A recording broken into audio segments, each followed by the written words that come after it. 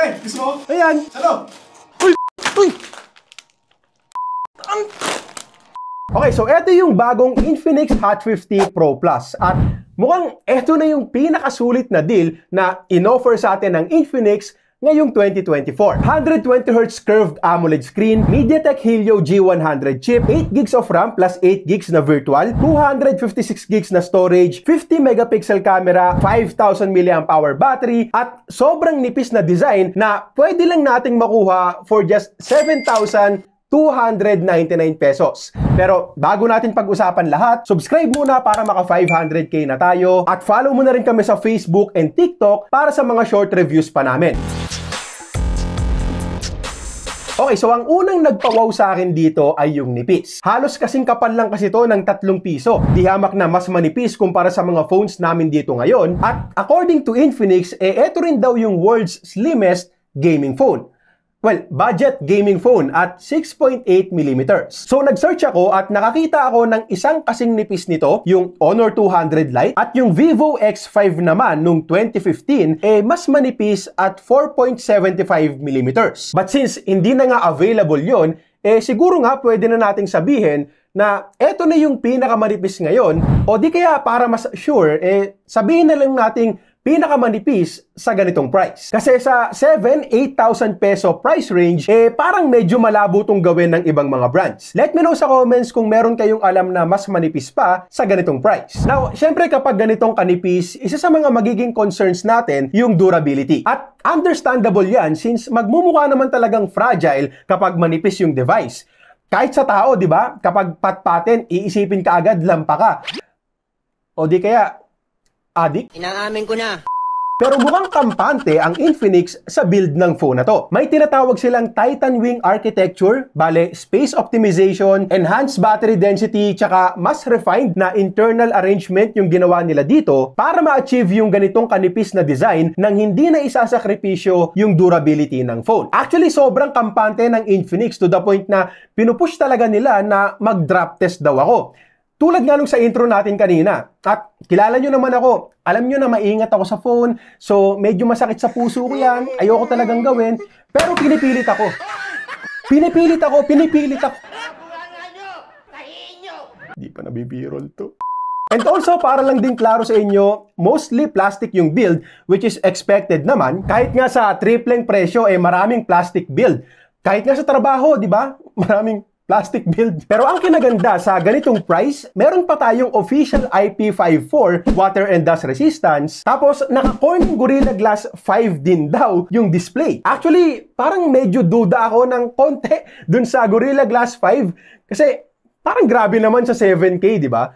So, i-confirm ko ulit to sa Infinix. Confirmed naman na may Gorilla Glass protection talaga. Sisiguraduhin ko lang kung anong version para mas klaro sa ating lahat. And also, yung looks nga rin pala, 3 kulay yung available, simple, elegante, ang premium ng datingan, at tignan mo naman, legit na hindi mo aakalaing wala pang 8,000 pesos or 8,500 kung susundin natin yung SRP. Now, sa unboxing video ko nito sa Facebook and TikTok, sinabi ko na display ang pinaka nagustuhan ko dito. Bukod kasi dun sa Gorilla Glass protection, panalo din yung specs para sa presyo. Isipin mo, 6.78 inches, curved, 1080p resolution, AMOLED, 120Hz refresh rate, 360Hz touch sampling rate, may in-display fingerprint scanner, tapos 1300 nits pa yung peak brightness. 7K plus. I mean, alam naman natin na hindi lahat gusto ang curved displays. Actually, kahit ako, mas gusto ko ang flat. Pero hindi maipagkakaila na one of the best displays to para sa ganitong presyo. Ang premium tignan dahil sa manipis na side bezels, ang liit lang nung punch hole, tsaka isa pa, yung ibang mga brands nakikitaan pa rin natin ng 720p IPS LCD panel sa ganitong price. Nanood ako ng videos dito, YouTube, Disney Plus, and syempre Netflix na rin. Solid, naka-Widevine L1 for Full HD playback. No HDR sa Netflix pero ang ganda ng kulay, deep blacks, and great viewing angles as expected sa isang AMOLED panel. Actually, fully covered din ang DCI-P3 color gamut. May 2 color presets sa display settings at yung original ang maire-recommend ko dyan para hindi sobrang tingkad. And also, hindi ko nga rin pala to nakitaan ng lags sa Netflix. Na-encounter natin yan dati sa ibang mga phones at wala ring over-sharpening na ang sakit sa mata panoorin. legit na parang nakamamahaling phone dito. Sa smoothness, again, 120Hz. 120Hz din naman yung binibigay na limit kapag nag-i-scroll ako sa mga social media apps like Facebook. Mabilis ding nababa sa 60Hz kapag wala ng motion. Okay yan to save battery. Responsive din kapag nagna-navigate ako sa phone. Sa gaming din, syempre. Actually, may mga mid-range phones pa nga na 240Hz lang yung touch sampling rate. Mas mahal pa dito. So, for a budget phone, mataas tong 360. Same touch sampling rate yan sa Infinix GT10 Pro na ginamit sa Mobile Legends Tournament. Sa mga nag-aalala sa mistouch dito sa Edge, so far, wala pa namang nangyaring ganun sa akin. Mukhang mabisa naman yung Edge mistouch prevention feature nila. Sa brightness, wala rin akong marereklamo. Sobrang panalo na yung 1300 nits sa ganitong price. Visible screen kahit gamitin natin sa labas. Sa mga naghahanap ng eye protection features, meron din dito. Tapos, hindi rin chipipa yung in-display fingerprint scanner kasi accurate at mabilis ding mag-unlock. Speakers, nagustuhan ko rin. Again, dual speakers tuned by JBL. So, medyo magtataka ka na talaga sa mga mid-range na naka-isang speaker lang kasi kaya naman pala ng dual sa ganitong budget. Enough yung lakas para sa isang kwarto. Of course, hindi tayo makakapag-expect ng super detailed and boomy na bass. Pero kung sa pang-nood-nood mo lang, malinaw nating maririnig yung mga dialogues. At kung gaming naman, dinig din yung mga footsteps and gunshots sa left and right channels na tulong din para malocate natin yung mga kalaban. Next, pag-usapan naman natin yung performance.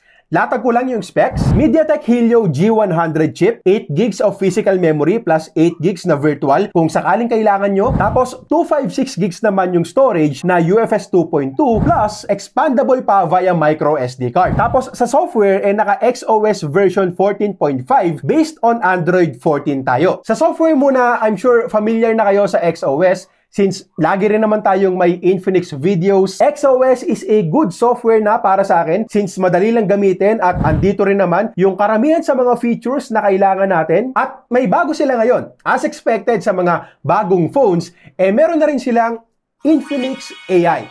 Gagawin ko to ng short review or testing sa Facebook and TikTok. So follow us kung gusto nyong mapanood yon. At ang meron dito ay una yung most common AI feature na Object Eraser. AI cutouts works well din. May AI wallpaper. Syempre pwede rin nating tanong-tanungin at iba pa. Napansin ko nga lang na parang nadagdagan ulit yung bloatwares. Mas less pa rin naman kumpara sa dami ng bloatwares ng Realme and Poco phones. Sana lang talaga hindi na rin dumami ulit. Tagal ng software support, kailangan ko pang i-confirm sa Infinix.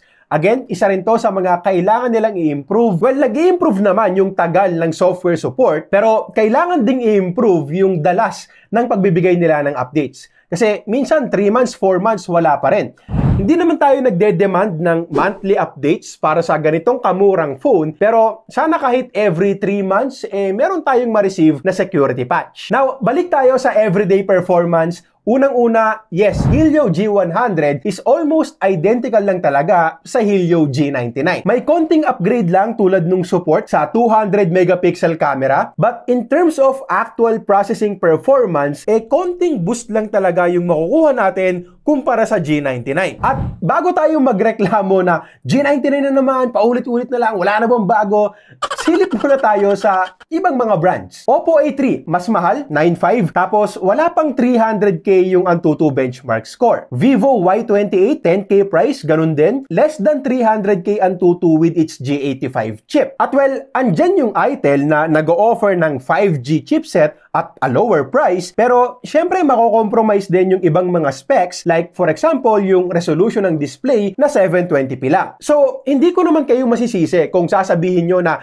paulit-ulit na lang at gas-gas na ang G99 kasi totoo naman, pero take note na sa tamang presyo, magandang chipset pa rin to. At sa kaso natin ngayon, 8499 SRP and 7299 promo price, isa pa rin to sa pinakamagandang chip na makukuha natin sa ganyang budget. At para sa 10% of viewers natin na wala pang idea sa performance nito, over 400k yung Antutu benchmark score at enough na yan para sa mga everyday apps natin na hindi naman kailangan ng super lakas na chipset like social media, productivity, banking, and shopping apps. Sa gaming, yes, Pwede rin kung mga less demanding games lang. Mobile Legends, super frame rate, ultra graphics, almost 90 FPS on average. Occasional frame drops tulad ng makikita natin dito sa graph, but solid pa rin yung lagpas 60 FPS na average. CODM, limited lang yung available na settings. No problems naman kung multiplayer mode, pero hanggang 40 FPS lang tayo kapag VR. Genshin Impact, hindi na para asahan pa. Lowest settings lang yung sinubukan natin at eto lang yung average FPS. So, pwedeng pagtiyagaan kung gusto mo talagang laruin, pero hindi ganun kaganda. Sinubukan ko rin yung bagong Honor of Kings. First time kong laruin to, so hindi pa ako pamilyar masyado at AI pa lang yung nakalaban ko. Ito yung max settings na pwede at nakakuha tayo dyan ng solid 59 FPS on average, so very playable din. Tapos pagdating sa thermals, good news kasi hindi rin naman gaanong nag-init. Max na yung 42 degrees na nakuha natin sa Genshin. Also, may minamarket din ngayon ang Infinix sa atin na 5 years of TUV fluency certification. Tinest daw to check kung magiging smooth pa rin even after 5 years. At well, this is a budget phone. So, real talk lang, kung buyer ako, hindi ko pa nga hawakan yung claim na yan or yung certification na yan, pero inform ko na rin yung mga may pake. Sa battery and charging naman, impressive na 5,000 mAh pa rin yung nalagay nila sa ganitong kanipis na phone. Kung mga 4,000, 4,500, yan, masasabi natin na, kaya pala sobrang nipis kasi ganito lang yung battery. So, 5,000 mAh sa ganitong design, goods na goods sa atin yan. Pero, syempre, mas importante pa rin yung actual screen on time. So, nag-run ako ng PC Mark battery test at nakakuha to ng almost 15 hours na screen on time, which is definitely not bad na. Masasabi nating makunat na for a budget phone at alam nating maitatawid tayo sa isang buong araw na gamitan at baka nga sobra pa. Hanggang 33 watts yung supported na charging speed. From 10%, umabot to ng 61% in 30 minutes. Tapos 1 hour and 5 minutes naman yung kinailangan para mapuno to 100%. So, mabilis na rin at hindi na masama. Tapos ang good news pa, meron pa tong bypass charging para sa mga magdamagan kung maglaro ng games. Sa camera naman, meron tayong 50 megapixel main shooter at dalawa pang extra cameras na hindi naman natin gaanong magagamit. Tapos 13 megapixels naman yung selfie cam. Ito yung mga photos na nakuha natin gamit ang main camera at masasabi ko na sakto lang siya for the price. Hindi siya yung super gandang camera na tipong upper mid-range yung level. Saktong sharpness and details lang for social media postings. Good colors, saktong tingkad lang din para mag-pop. May mga nakuha tayong photos na may pagka-soft nung makulimlim yung panahon. And also, kailangan din na steady yung kamay natin para maiwasan yung pag-out of focus sa mga photos. But overall, again, hindi na masama considering the price. Yung selfie photos ang nagustuhan ko kasi maganda yung kulay, tapos sharp and detailed din yung kuha. Parang sasabay pa nga sa ibang mga mid-range phones na nasubukan ko before. So pagdating dito, na-impress ako at siguro make sure na lang din na may proper lighting tayo para mas sigurado yung solid looking photos. Okay, so ito naman yung video quality gamit ang front-facing camera nitong Infinix Hot 50 Pro Plus. Hanggang 2K 30 FPS tayo dito. Medyo maalog nga lang kapag ganyan. Alam nyo na to, 2K 30 FPS, wala tayong EIS, so medyo maalog.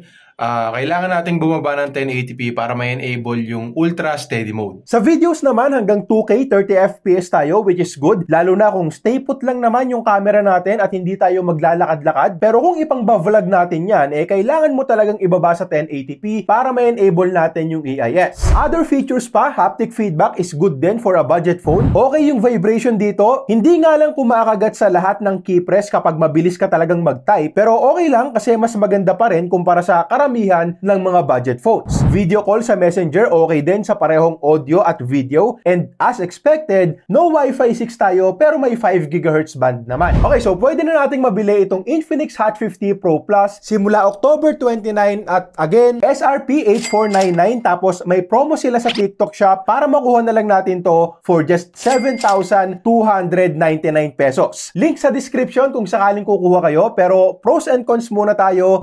At para sa mga bagay na nagustuhan ko dito, unang-una syempre yung display. Definitely one of the best na makukuha natin sa ganitong price. Yung sobrang nipis na design na gustuhan ko rin, naka-dual speakers, malaking RAM at storage, makunat yung battery, pasadong camera performance na rin for the price, maganda yung photo sa selfie cam, tapos yung chipset, gusto mo man o hindi, solid pa rin para sa ganitong presyo. Now, para naman sa mga cons, honestly, ang hirap hanapan dahil nga sa price. So kung may pupunahin man ako na gusto ko talagang ma-improve nila, number 1, software support. Sana ma-apply din nila dito yung tagal ng software support na in-offer nila sa Infinix GT20 Pro at sana mas dalasan din nila yung pagbigay ng security patch. Yung bloatware sana wag na ring dagdagan. Wala nga rin pala tong headphone jack. Tapos yung curved display naman, depende sa'yo kung gusto mo o hindi. Overall, panalo para sa akin itong Infinix Hot 50 Pro Plus. Sabi ko nga kanina, mukhang eto na yung best deal na in-offer sa atin ng Infinix this year. Kasi nga, di ba, nitong mga nakaraan, medyo nagtaas sila ng SRP compared sa last year's pricing. Tapos, parang ang naging diskarte, binabawi na lang nila sa promo price. Doon na lang nila binababa yung presyo, which is good pa rin naman. Tiyempo ka pa nga lang ng promo. Pero dito kasi, mapa SRP na 8,499 or promo price na 7,299, parehong sulit, madali kong may re-recommend. Tsaka, kumpleto na rin kasi. May case, may charger, may tempered glass na rin sa loob ng box. Tapos, kung hindi pa to swak sa budget mo or naghahanap ka ng mas mura, pwede mo ring i-check yung regular na Infinix Hot 50. Okay, so yun lang muna para sa ngayon. Huwag kalimutang mag-subscribe para sa review ko ng Infinix GT20 Pro. Click mo lang to. At para sa iba pa naming mga videos, click mo lang to.